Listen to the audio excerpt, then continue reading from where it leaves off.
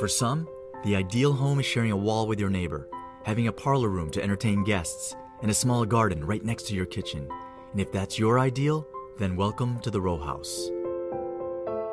During the early to mid-19th century, people migrated to the big cities to find better work and education. So in order to accommodate everyone, row houses were built. A row house can be defined by a single wall between buildings, set within a sizable, unbroken cluster of residences built at the same time. They were usually 2 stories high, occupying lots measuring 25 feet by 100 feet. Well, it's a wonderfully livable house.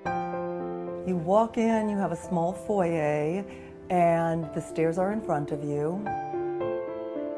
To your right is the living room. The living room was once called the parlor room. There were public spaces where guests were entertained and where book collections were housed. They had higher ceilings and were more elaborate than the rest of the house. And the pocket doors separate the living room from the dining room. There is a full bath on this floor.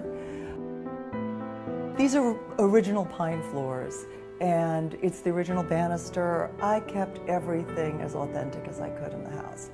I liked the authenticity of the house. I thought it was a characteristic you didn't really want to lose. When you go downstairs, there's a kitchen. During the row house era, kitchens were completely separate from where the life and enjoyment of the house was. Food preparation and deliveries were more behind the scenes. And you'll see that the kitchen offers easy access to the small backyard, an ideal place to grow fruits and vegetables, pretty useful in a time before supermarkets.